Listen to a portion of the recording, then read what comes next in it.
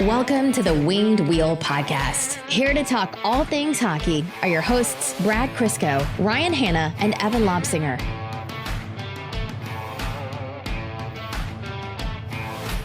All right, I'm actually legitimately too physically tired to be angry anymore.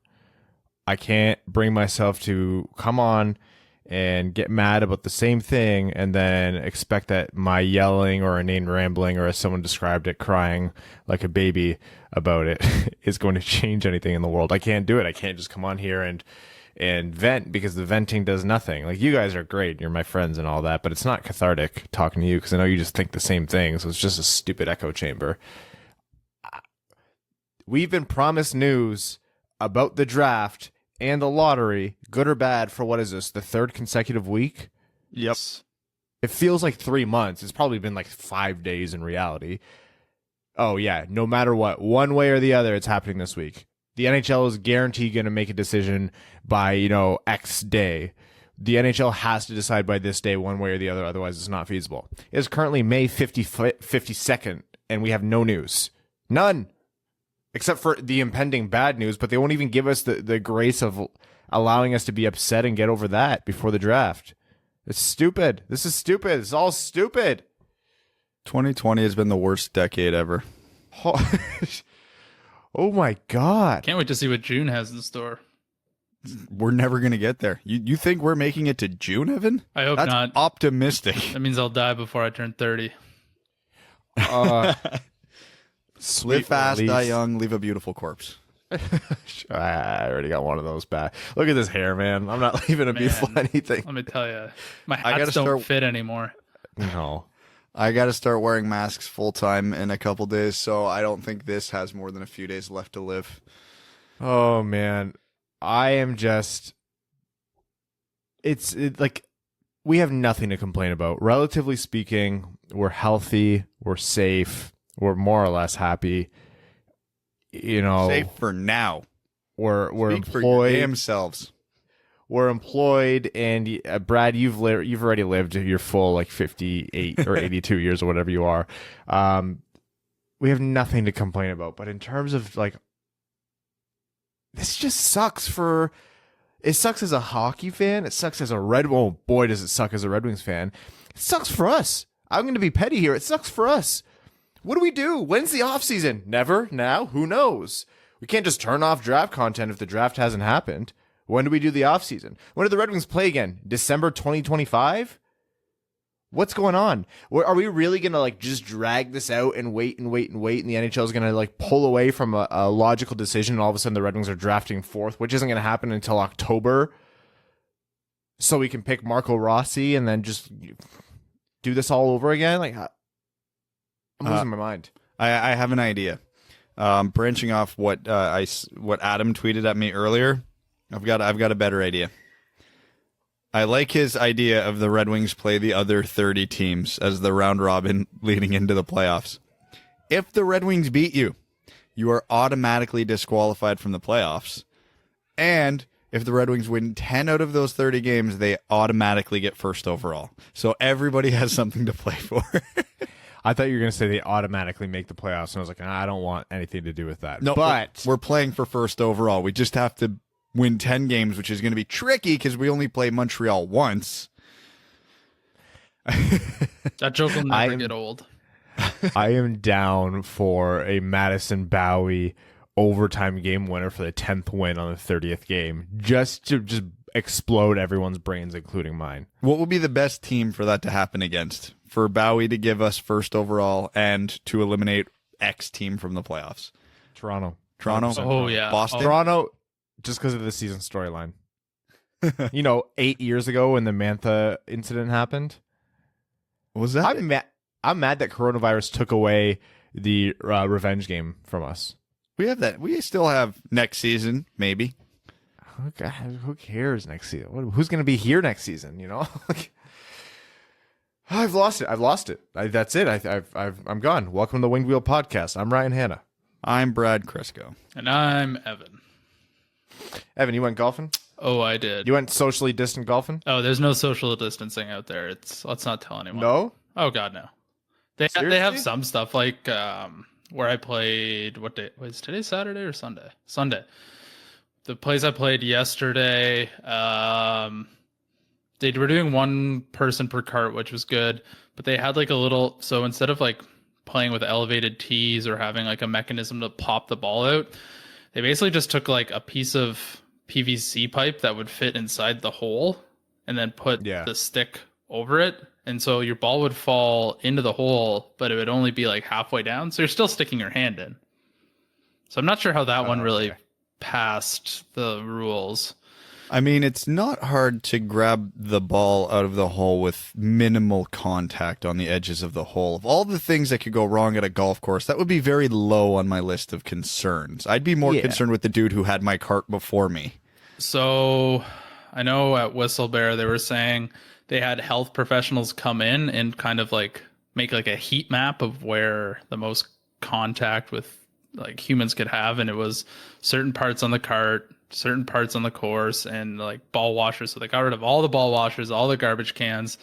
They have like this weird backpack thing where they spray the carts down with hand, like some sort of sanitation fluid.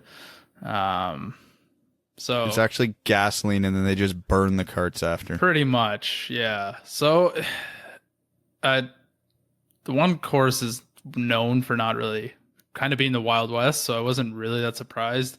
And the course was in terrible shape, but it was just great to be out there. And then today, it was like I was playing in a hurricane, but it was a lot better there. They had like one of the mechanisms that pops the ball out, so you just need to use your putter to get the ball out of the hole.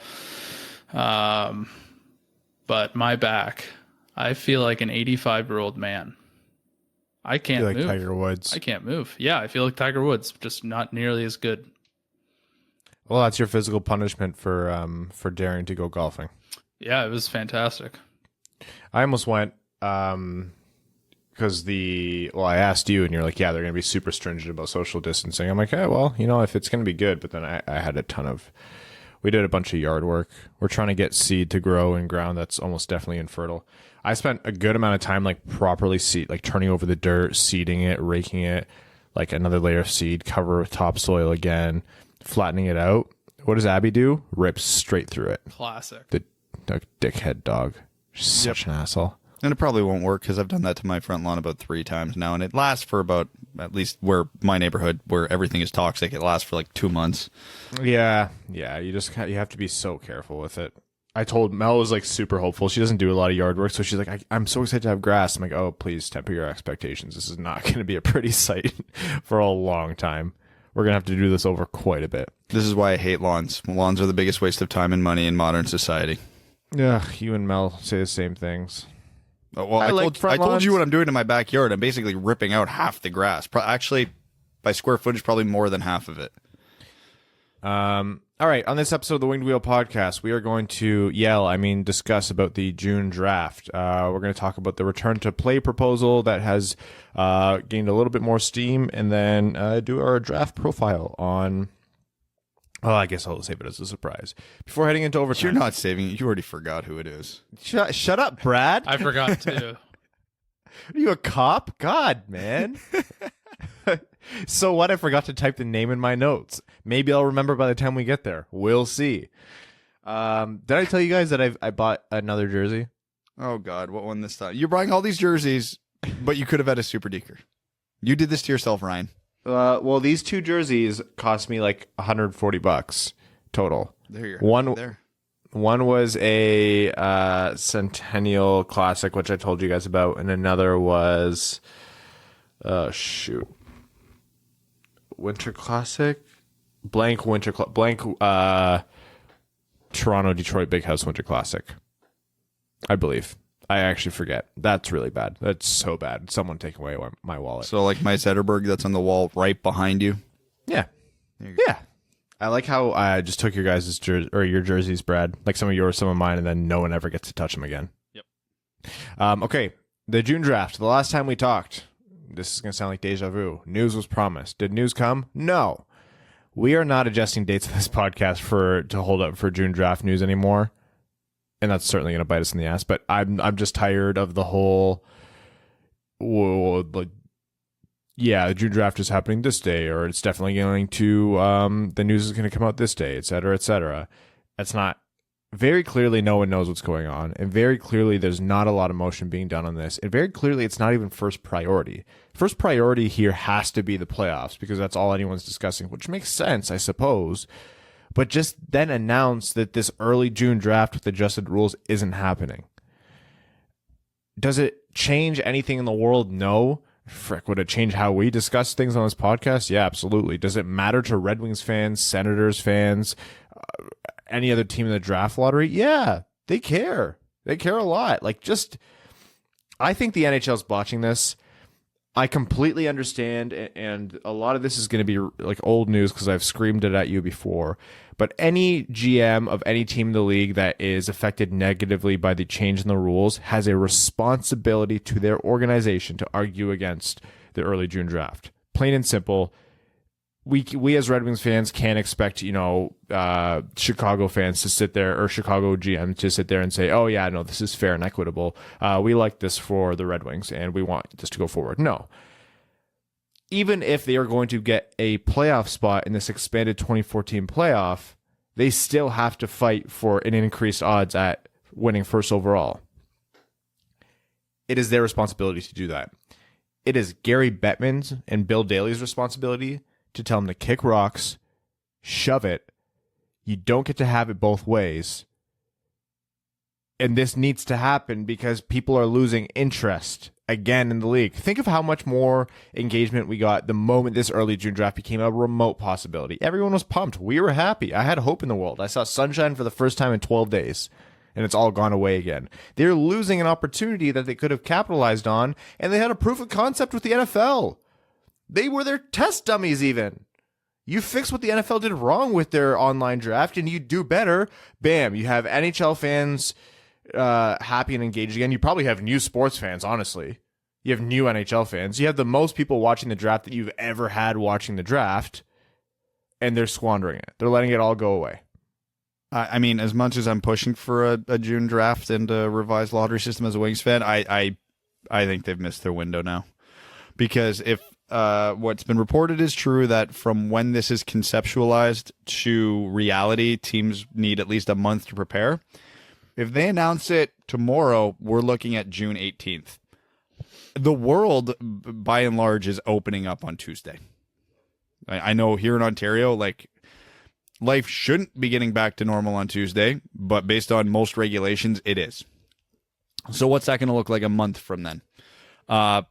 Probably further down the line, a lot more sick people, but still people back at work, people in comas unable to watch the draft, people distracted because, again, who knows? Maybe baseball's back by then. Maybe spring training's open. Maybe, I don't know what, the NBA could be back. Who knows? I think the benefit, we've talked about this, but the biggest benefit of the NFL draft was at the time of the NFL draft, the entire world was on lockdown. So only true essential workers were outside of their house, almost literally. And what's that, 10% of the world? So you had 90% of the population, give or take, bored off their ass begging for any content. And the NFL gave it to them. It was like, here's a 3-day event. It's a draft. We're going to drag it out. We're going to make it entertaining as best we can from Roger Goodell's basement. And they did it, and it went well. And their ratings were phenomenal. The NHL won't have that luxury now. There's still a lot of places on lockdown and a lot of parts of the world on lockdown. So if the NHL would have went June 5th, as they thought, they might still get a good chunk of the world on lockdown. And definitely no competition from other sports at that point. That's gone now. I think it would take wave 2 to hit a lot harder and faster than we think for the NHL to truly see a huge benefit from this. So, which again, we obviously don't want. Yeah, and everything I just said for a Red Wings fan is bad, because that means in my head there's no point in doing a June draft now. If you put the draft in October or November, yeah, it's getting overlapped by MLB, NBA, NFL, God knows what else. Doesn't matter now, because it's not going to garner that huge influx of revenue you thought it would during a quarantine, because the quarantine's over. You missed it. If they still want to do it, I'm not going to argue against it. Hell, I'm a Red Wings fan. Let's go. I want this content in my life because this is what we do. And we're not going to probably see another Red Wings game till December. So, I mean, our only content now is the draft lottery and the draft. That, as a Red Wings fan, is our content until December, because we're not doing anything in free agency. So what are we looking forward to as Red Wings fans? I joke. Like, we always joke about how, like, we're just a bunch of idiots talking to a microphone when we get tweets from people. Hey, guys, really appreciate the content. You know, it's getting me through this quarantine. We're it for Red Wings fans until October if they don't do a June draft. We're it. Yikes. We're the last bastion of hope. It's horrifying. Like, because I was just thinking the other day, when do we go back down to one episode a week? I don't think we can, because there's going to be no Red Wings content if the draft doesn't happen in June. We have nothing until the fall. Nothing. We're all hockey fans. I'm sure we will pay attention to the playoffs, the Stanley Cup. I'll watch as many games as I can, but it's not the same. It's not my team. Sure, I will be entertained as hell to watch Boston beat out Toronto again somehow, but it's not the same. And I want to follow and consume all the content imaginable for my favorite team. I do it with the Blue Jays, I do it with the Bills, I do it with the Red Wings. There's nothing for the Red Wings. I was talking to Max about this. Poor Max. Like, he writes. He's the beat writer for the Red Wings for The Athletic. Like... What are we supposed to do? This is going to be the hardest offseason we've had since our first offseason as a podcast. We're going to need a serious level of creativity in terms of, because I was even going to joke with you as you were starting with the episode about, like, I feel like this is the 5th time we're recording this episode. It is. Nothing's changing. That's on the NHL, and our content about it is our gripe with the NHL about making us repeat the same episodes over and over again. But it's, the definition of insanity is expecting a spot in a 2014 playoff and still demanding your 4.5% chance at winning first overall. I think we're in an abusive relationship. We are 100%. We are. Look, every other team, the other 30 teams or 28 teams or whatever other teams have ground to stand on are like, the Red Wings suck. And we're like, yeah, we do. Like, the previous GM and administration made a lot of poor decisions over the last 5 years, and we're stuck now. And they're like, oh, the Red Wings suck, though. And we're like, yeah, I mean, we've lost in the draft lottery 3 years in a row now, so we don't really have a superstar to be picking. Like, the best player we have is from, like, a late or mid to mid-late round first round pick. And they're like, the Red Wings suck. And we're like, okay, well, maybe we'll get first overall pick in this draft. It seems like the rules are giving us a coin flip. They're like, no, that's not fair. You can't have that. And then the NHL's like, yeah, sorry, you guys can't have that. And then they're like, hey, the Red Wings suck. We're like, what do you want? What do you want? Siri, what happened here? How do I break Stockholm Syndrome? I'm losing it. One of my good friends is a Sens fan, and we're just like every day just messaging each other back and forth like, it's nuts. It is absolutely nutso that the teams in the lower end of like the draft lottery odds have so much pull. And again, I don't think they're wrong from their point of view for advocating for what they advocate for. And if you want to put it on a scale and remove all bias from, if this was a hockey podcast purely and not Red Wings focused, yeah, for sure they're right. For sure. But still, how do they have so much pull, and how does a 3.5% chance at Alexis Lafreniere have so much sway over something that has so much innate benefit to the league and the sport? Even more benefit to the Red Wings, of course, and the Senators, of course, but so much benefit to the sport. And we're holding it up for this nitty 2.5%. Brad, I know I've told you this before in a different context, but I now understand your logic as to why you hated the little anal nitty gritty offside rules. Like, oh, he was a 1/4 millimeter. Really? We're arguing over the team that's losing a 1.5% chance at Alexis, like at first overall. Is that what we're doing? The world is ending, bro. It wasn't There's even nothing left. They were losing their and we got to go one step further for how asinine this was, because the NHL's proposal to go back to the old style didn't mean a team in 17th place couldn't win the draft lottery. It just meant they would only move up 4 or 5 spots. So if you were 13th pick, congratulations, you're picking 8 now. I mean, you still won something. It means a team, the 15th team in the lottery was gonna, if they won, they would still get to draft like a Cole Perfetti or an Anton Lundell, which is amazing for them. That's huge. That's a huge benefit. Yeah, so this is why I hate it. Now, again, we're biased on this subject. It was not a good system to go back to the old system. It was great for us. I'm going to repeat this every episode, and I'm hoping it still comes, but it was dumb. The odds of a team in a 2014 playoff winning the draft lottery and the Stanley Cup are a fraction of a percent. There was no reason, if the NHL wanted to capitalize on a June 5th draft, couldn't it just run the current draft lottery system and then just went ahead with it?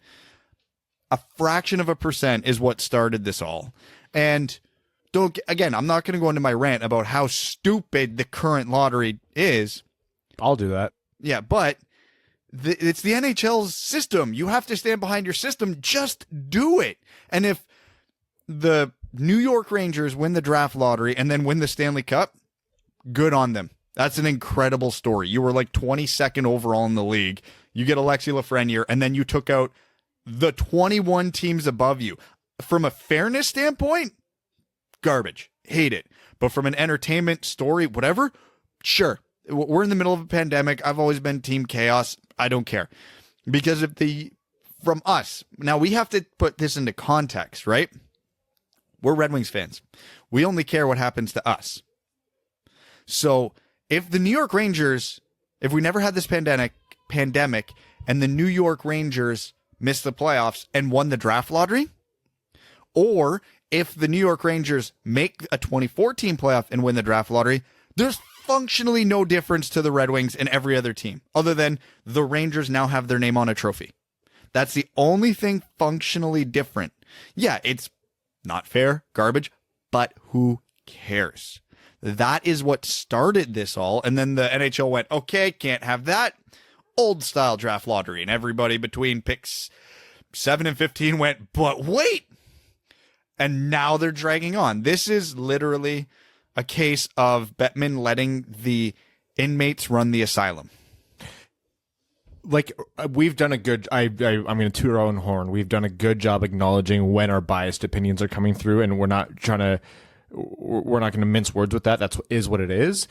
But I genuinely believe that the trade-off of, full 15-team lotteries, same odds, but only one team wins, and you can only move up 6 spots. So teams 1 through 7, which would be not the 24 that are in contention for the playoffs.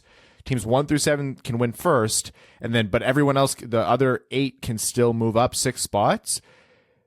That is not a bad trade-off, because you still get that, and you get to compete for the Stanley Cup.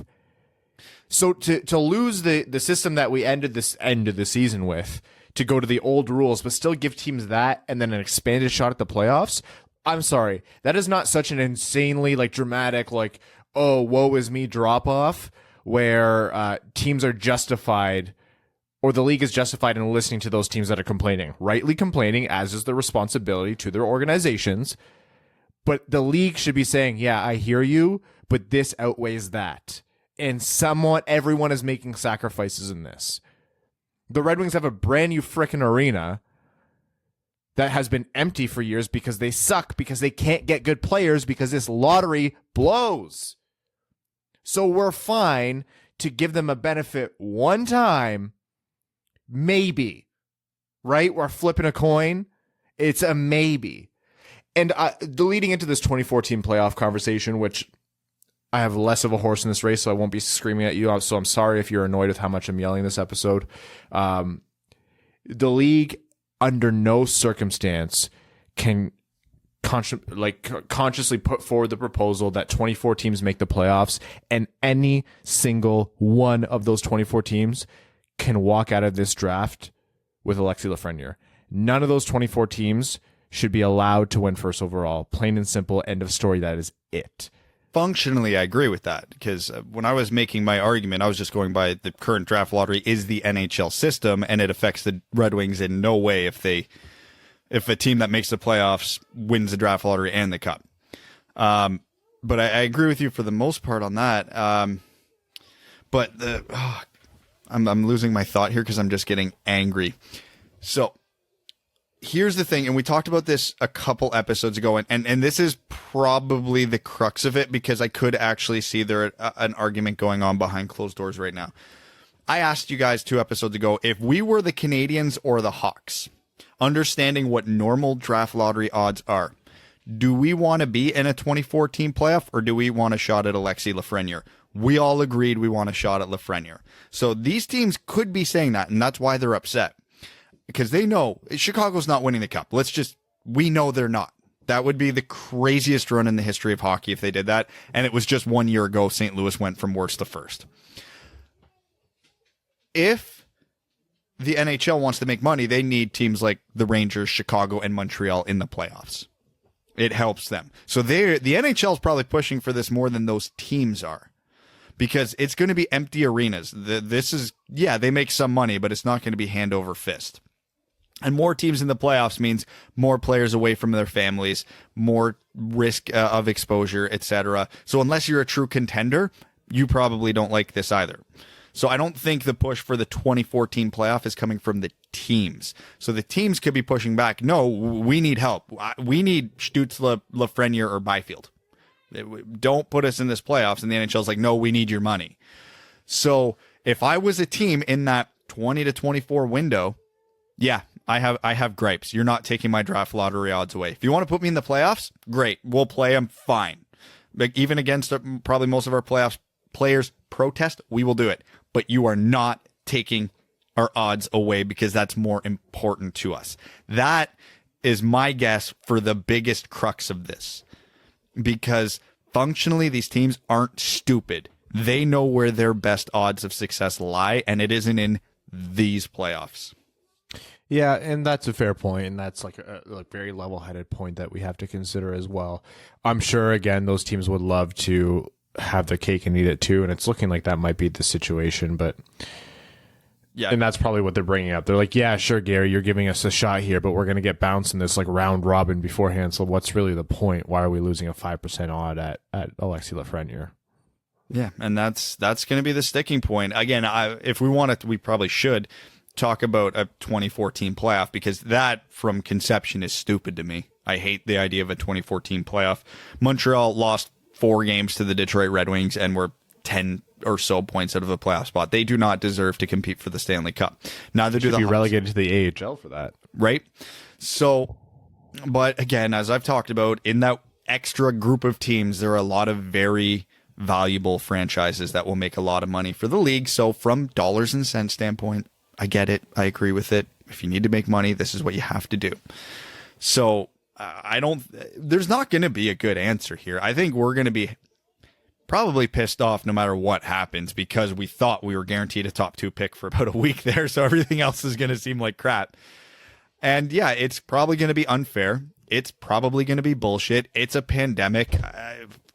It's 2020. The worst case scenario is the reality. I mean, look at Canada today. It was cold, windy. I'm in shorts. They flew the Canadian snowbirds over BC to provide support and hope for the world, and one of them crashed into a neighborhood. It is 2020. Everything sucks. Everything is worst case scenario. Somehow the Red Wings are going to pick 6th. I actually believe that now. A sick part of me believes that. There's no way it's going to happen. There's no legislative path forward in the rule book that says the Red Wings can possibly pick 6th, and I truly believe that it's a possibility. I think it's a non-zero chance the Red Wings pick below 4th, because honestly, we'd be silly to not expect that at this point. It's a pandemic. Who could have predicted that? They'll probably do something like every team that isn't in the 2014 playoff, it's one team wins first, or it's like every one of those spots is a lottery. and like the Red Wings get like a 60% chance, and then everybody else's odds are divvied up, but then other team gets picked before the Red Wings somehow, and we pick 6th. That's my prediction. It's a full lottery for every spot for the remaining 7 teams, and the Red Wings will get 6th. Oh no! I hate you for suggesting that. I didn't need that. I can't take credit for it. I think someone tweeted something similar at me earlier today. Oh, all right, let's talk about something less depressing because it doesn't affect us as much. The 2014 playoff. Gaining steam seems like the preferred path moving forward. Nothing is set in stone, and I do not believe anyone when they say a decision will be made X week, because we've heard that 3 weeks running now. But still, seems like the topic du jour. So, what do we think about this? The league solution to figuring out who qualifies when not everyone had an equal amount of games played in an unfinished 82-game season. Well, as I just said, if we ignore the monetary benefit of this, which is the real reason they're doing this, no matter what else they want to champion, because it sounds like they're not playing out the rest of the regular season, which is why they're doing an expanded playoff, because teams who are almost in the playoffs lost their chance to play in. 24 is too many, but whatever. I think this is dumb. I don't like this. 24 teams is too many. A 20-team playoff could make sense, because I could easily see the teams that are in 9th and 10th place in each respective conference make a run in 10 games and make the playoffs. That's fully possible. That's plausible. Teams that are in 11th, 12th place this time of year or in the season don't make the playoffs. It doesn't happen. So why are we rewarding them? It should be a 20-team playoff with a round robin play-in, and then, what is it? The bottom, we'd say 4 teams in each conference that qualify of the top 20 play some round robin to get 2 spots in the playoffs. Sure. Fine. Bottom eight teams battle it out for the last 4 spots to make a full 16-team playoff. Yep. And I'd be perfectly fine with that, because that would make a lot of sense to me. 24 teams is too many. I mean, we have a team that got swept by the 2019-20 Detroit Red Wings that could make the playoffs now. That's everything you need to know about why this system isn't good. My hot take is that I actually don't care about the 2014 playoff, because it fits well into the threshold of coronavirus has ruined everything, so we have to do something wacky, and I always advocate for chaos when it's appropriate, and I think now's an appropriate time, so why not? Who cares? We'd get chaos with 20 teams. Yeah, but let those bottom foot give some excitement of Buffalo winning a round. Buffalo still doesn't make it. They were that bad. They literally, I saw something on Twitter today that right before everything shut down, Buffalo had a Western road trip that they lost all 3 games on, and if they had even won 1 game, they would have leapfrogged Montreal in points percentage. That is some Buffalo ass shit Buffalo. Right there. Like Minnesota, but then Vancouver. Again, yeah. Like, it would do wonders for those teams who would have been outside of a playoff spot. I thought Vancouver was in a playoff spot. Vancouver was in a playoff spot. You're absolutely right. I forgot the weird situation the West was in. But both New York teams, like, why not? Like, who cares at all? It's bullshit anyways. Oh, if this happens, I'm rooting for a basement feeder. I want this to blow up in the NHL's face. Because I like fairness, but I'm also, when chaos happens, enjoy it. 24 teams will be entertaining. I will not argue that. So, I don't know. What place are the Rangers in? 22nd? Screw it. Let's go Rangers. Do it. Go all the way. Take out Tampa in the conference finals and then wipe Colorado in the finals. I don't care. The Rangers are in 16th, actually. Not as bad as I thought. Any team from 17 to 24, other than Chicago, I'm all in. And Montreal. Yeah. I can't do it. Yes, me and the French don't get along. That's why I don't even reference them.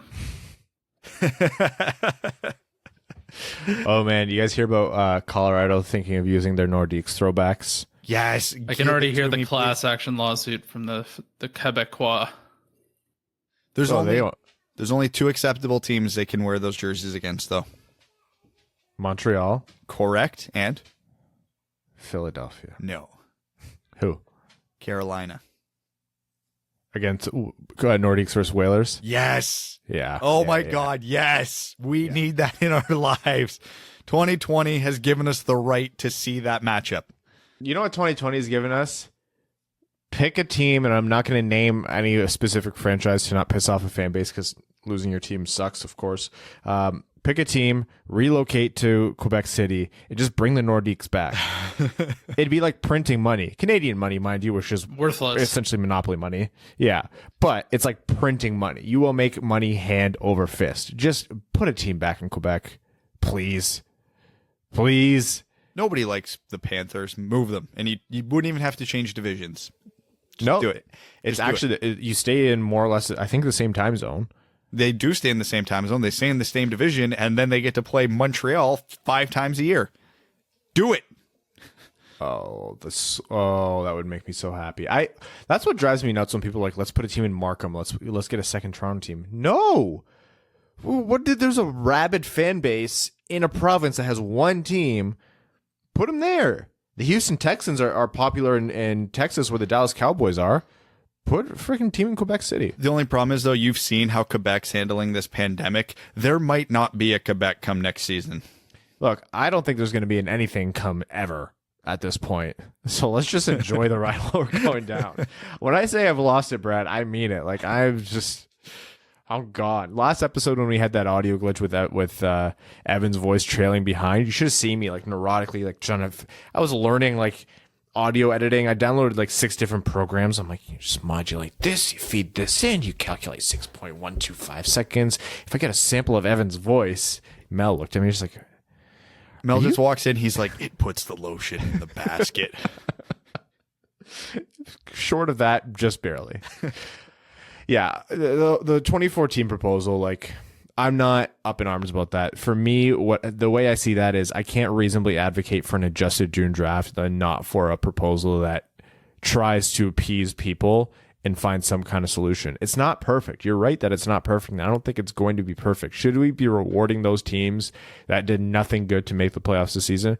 No, of course. But if it means we're rewarding 2 to 5% of teams that didn't deserve to be there, but the other, 80 or 95% of teams that might not have had a chance and could have reasonably made a push in these last dozen games, and if we give them a shot, I like that. And at the very least, it creates entertainment and the volume of games that they'll be able to put forward.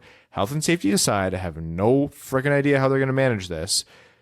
If they're able to put that volume of games forward, that's good for the game and it's good for the league, in my mind. If we're going to reward bad teams, they should reward all the bad teams appropriately. The worst teams get the most benefit. If Montreal gets a playoff spot, the Red Wings get a French-Canadian superstar. Just do Them's the rules. Them's the rules. Or worst case scenario, we get a big, strong kid from Ontario to play first-line center for us. No one's even begging, like no one's even demanding the first overall pick. We just want the fair odds at it, We just want fair odds at it for the Red Wings based on how bad they were. Yeah, because in a normal lottery, 18.5% for the worst team is insanely stupid. If you want to put all 31 teams in the NHL in the draft lottery, but up the worst team's odds to like 40, sure. But this is stupid. So, yeah, whatever. I don't care. We went over this before. You could just do reverse draft order, like reverse standings order for the draft order, and I won't even feel a little bad. You can say it was a conspiracy to help the Red Wings. Hell, I'll go along with it. Because I don't care. I don't feel bad. The NFL just does reverse standings. The MLB just does reverse standings. Almost every junior league just does reverse standings. Why doesn't the NHL? Because they're trying to prevent tanking? Guess what? This team won 17 games. It isn't working. Yeah, I agree that tanking is an issue, like conceptually, but no version of the lottery they put forward has solved it. So this less fair version isn't a solution. It's just worse. No, tanking isn't an issue. I will argue with the way the NHL is structured, with a salary cap, with contract term limits, dollar limits. No, tanking is a necessity. it's being proven time and time again, when you reach the end of your contention window, you're screwed unless you tank. The Red Wings are as bad as they are because they took way too goddamn long to realize it. Yeah, the 25-year streak is good, but they should have started this 2 years before that. This is a necessity. And if you reward the teams that tank, even though it seems like not a good idea in theory, they will get better faster and tank for less time. And then we see a quicker cycle of contention in the NHL. If you continually hold teams down that suck, all you're doing is going to deepen their tanks and make it repeated and over. Could you imagine if the Montreal Canadiens were one of the worst teams in the league and didn't ever win the draft lottery for 5 years? How much money you're losing by taking a market like that out of any interest in any relevancy in the NHL? That's what's happening to a ton of teams. The only reason it isn't a bigger talking point right now is because it hasn't happened to a major market yet. Well, because the Leafs won the draft lottery. They got Matthews. Montreal has even got picked in the top 3 over this window.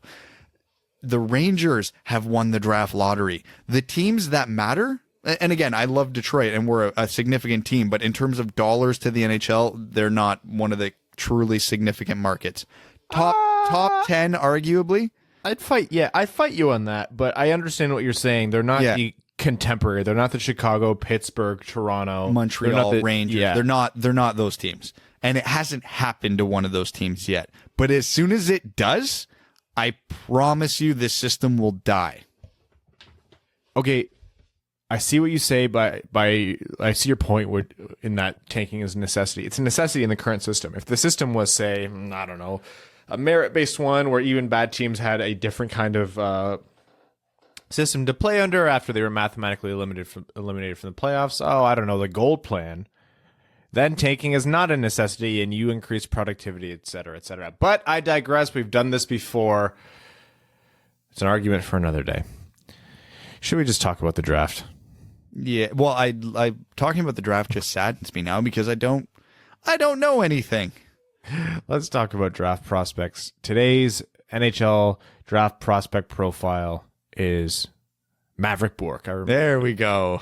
Centerman who's a pretty intriguing prospect out of the QMJHL. A lot of people ask us about Mavrik Bourque all the time. I had the very fair question of Brad before this episode, which was, didn't we cover Mavrik Bourque? Someone asked, I know why you asked that, because I remember someone asked us a question in overtime where I had a pretty detailed answer on Mavrik Bourque.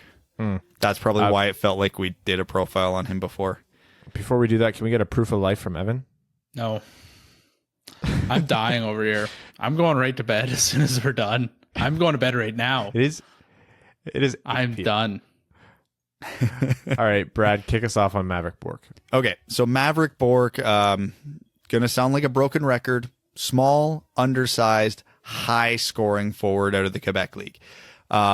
This guy plays on a very, I don't know what the word is here. We'll call it underwhelming team in Shawinigan.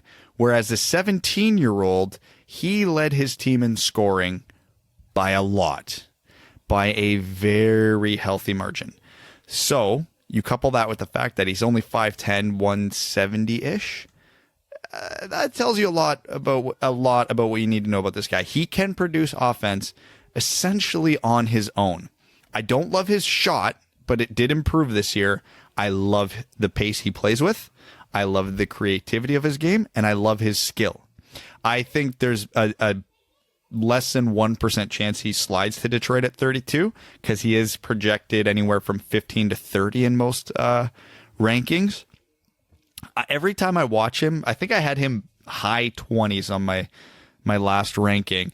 Every time I watch him, I'm going to have a hard time keeping this guy above 20. He just impresses me more and more, especially as you watch the nuances of his game. His vision is unreal, but that doesn't come at the expense of scoring. He can fill the net even with his I'm not going to say bad shot because it's accurate and he's got a quick release. It's just not crazy powerful.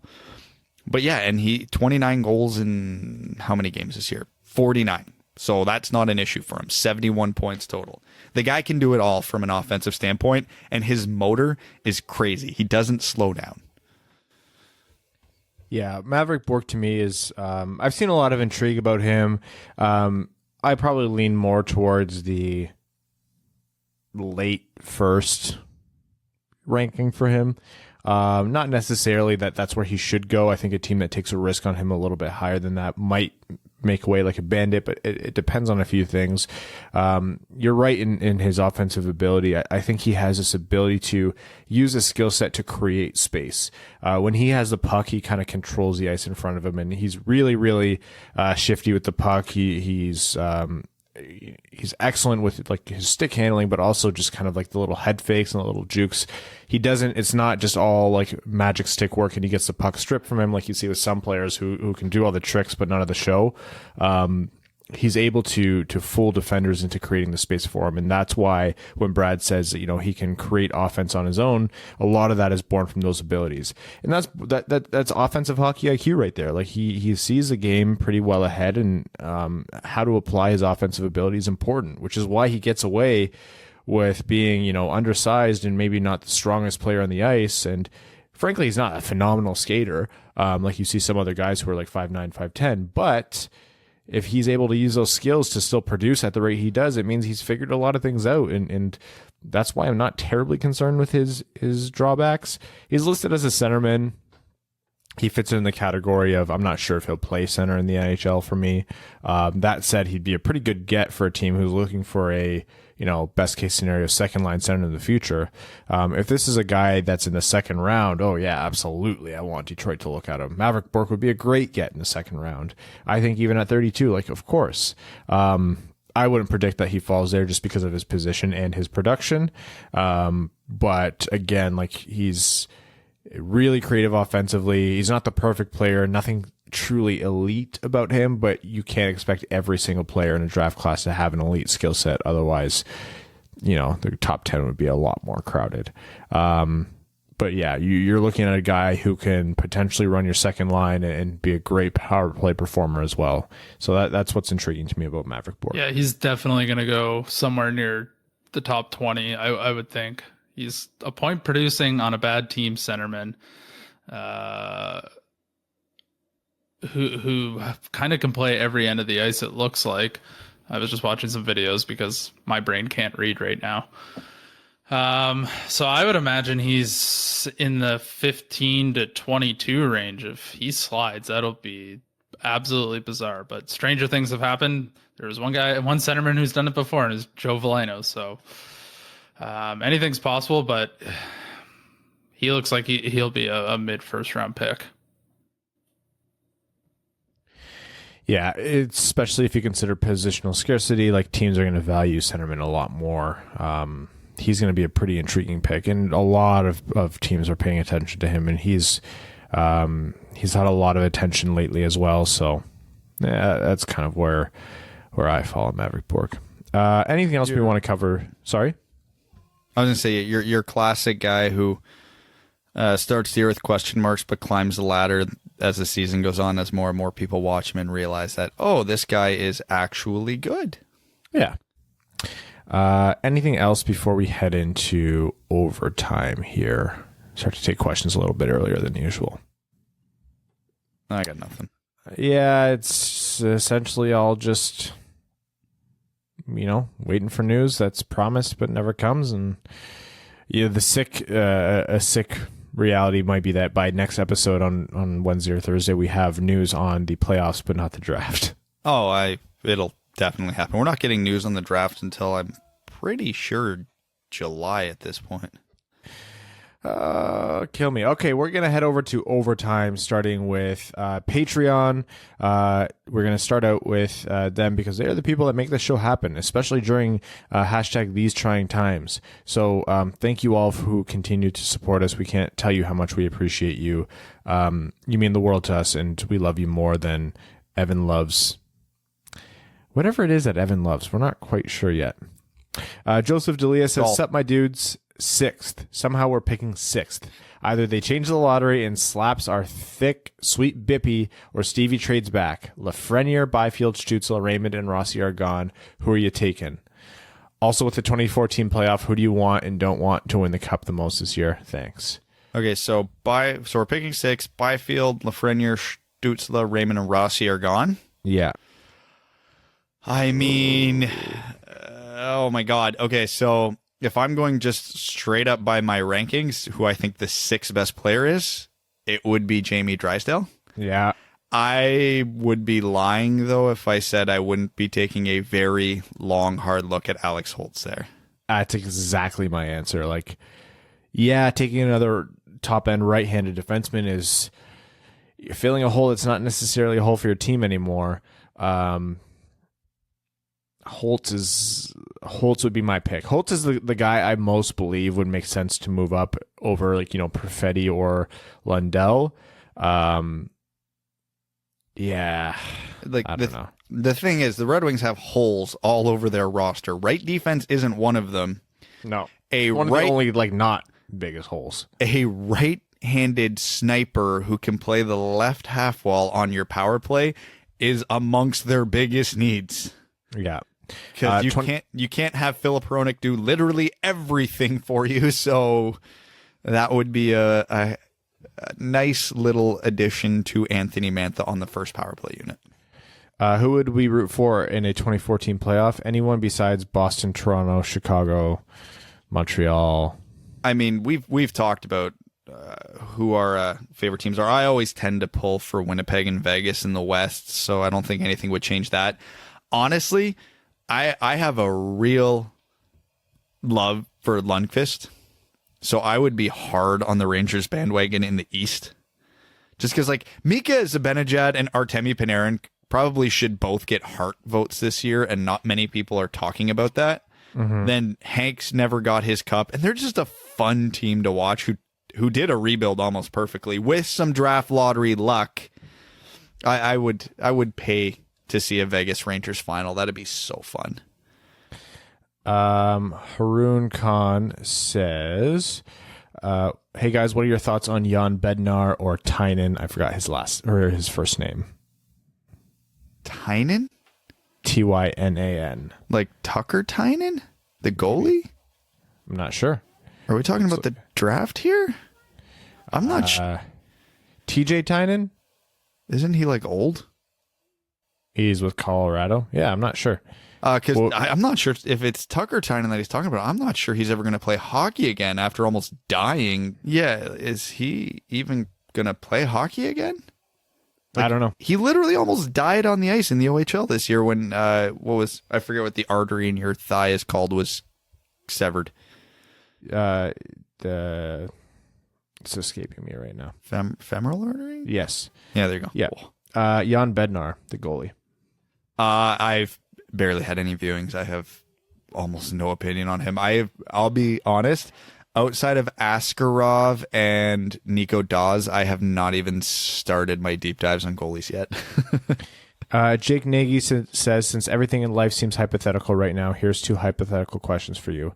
If you could be guaranteed 2nd overall in this year's draft, but lose the chance of getting number 1 or falling to 3 to 4, is there any part of you that considers that?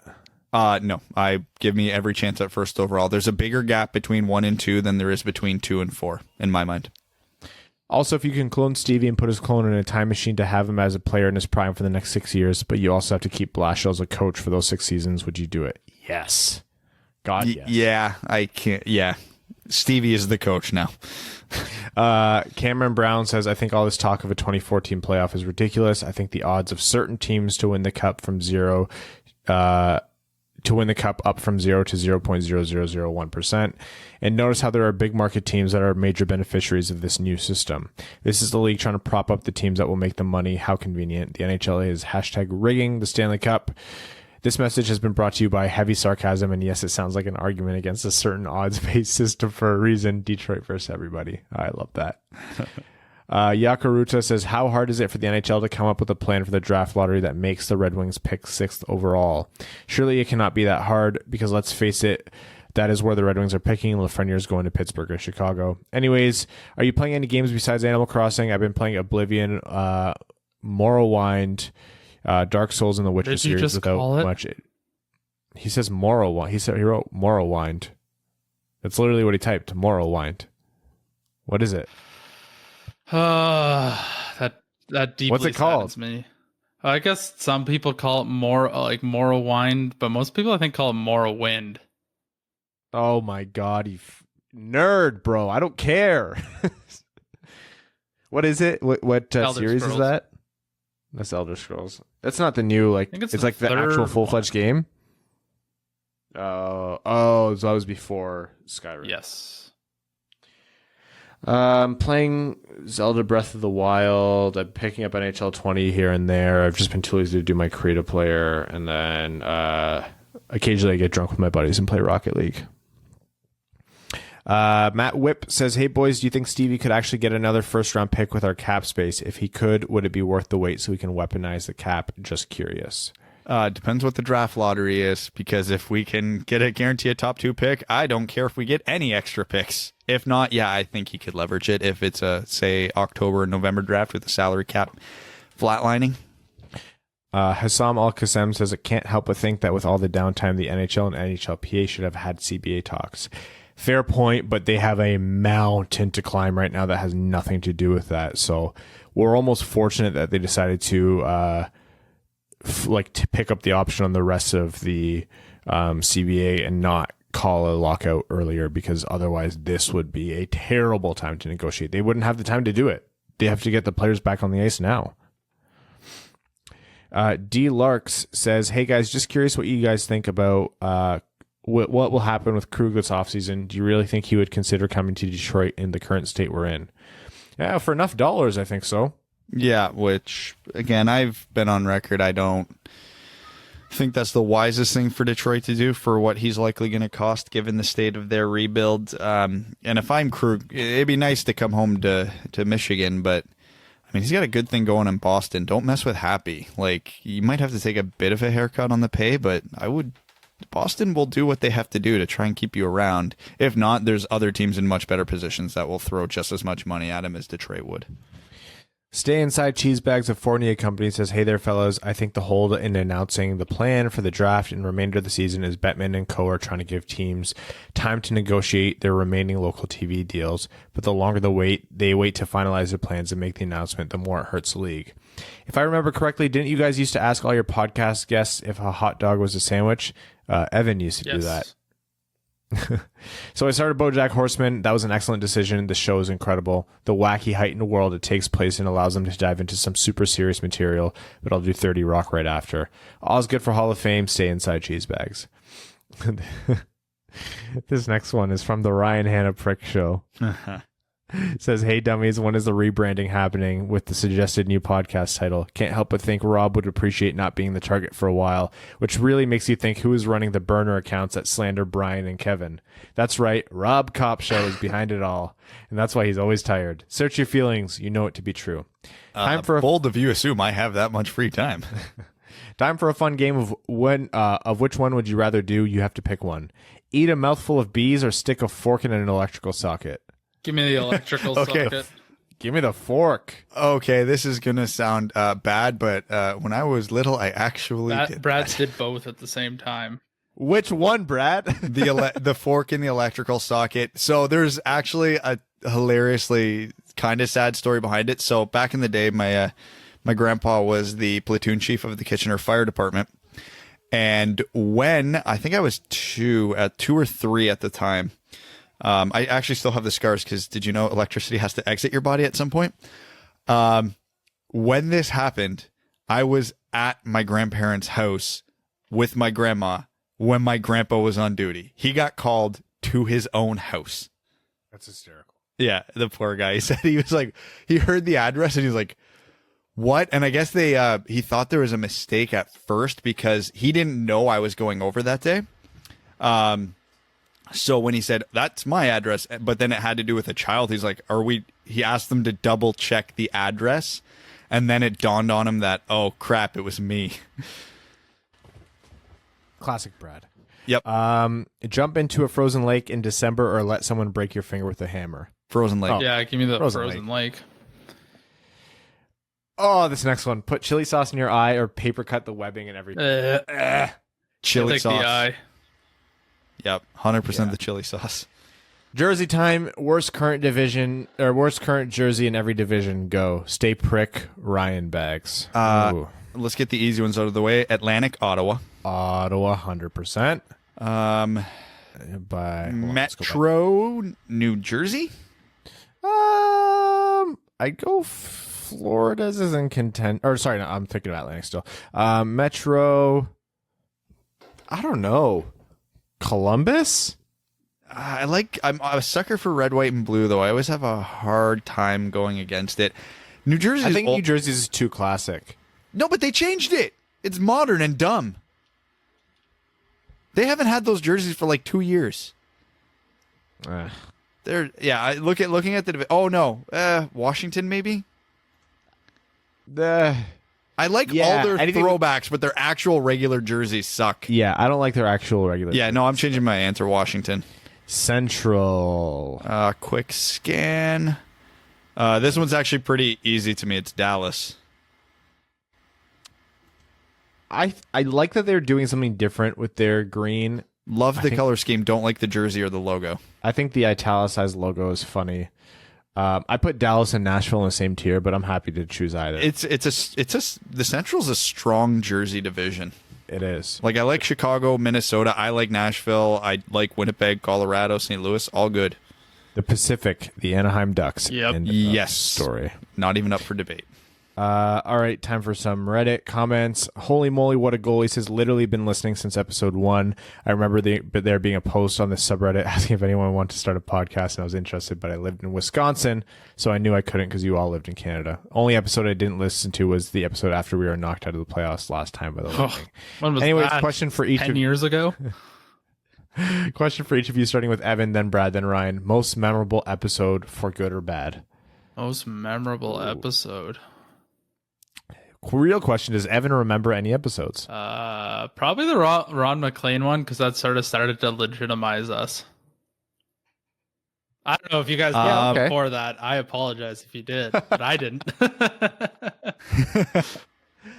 As easy as it would be to pick like the McLean, the Lidstrom, or the McCarty episodes, mine I think will forever be the first time I announced on the podcast that I was having a baby, and it took Ryan 10 seconds to figure out what the hell I was saying when I threw baby clothes at him. It was amazing, by the way.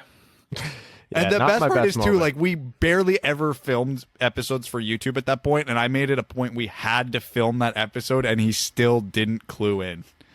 Yeah, not my best day. It would have to be the McCarty or the Lidstrom episode for me. I mean, it was McCarty and Lidstrom. I mean, Nick Lidstrom. When I made Nick Lidstrom laugh, that's like my personal high in life, not just the podcast.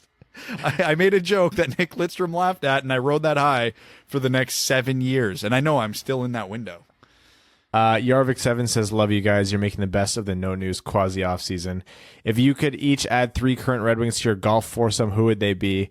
How about 3 from the all-time Red Wings? Lots of conversation on a golf course. For all-time, I'd want Franzen, Howe, and Mickey Redmond. Oh, man. All-time, cop-out answer, but I don't care. It's the right answer. Lidstrom, Yzerman, Howe. I want McCarty, Shanny, and I don't know. That's a tough one. Yzerman. I think Yzerman. I'm thinking of the Yzerman who asked, was it Kirby Doc? You smoke pot? The stories and the info. I could pick those guys' brains for days. As for current Red Wings, I think the only easy answer that's coming to mind for me would be Bertuzzi. Just because I feel like he's the biggest personality on this team. Beyond him, I'm gonna go. Oh, this is tough. I'm gonna go Larkin and Zadina. Yeah, I would love Mo Sider out there. I think. Oh, well, if he counts. Yeah, he doesn't count. Not a current Red Wing. Ryan. He hasn't played a game yet. Patrick Stefan Jr. says which Red Wing has the best style, includes hair, facial hair, and overall fashion sense. It was Mike Green. Yeah.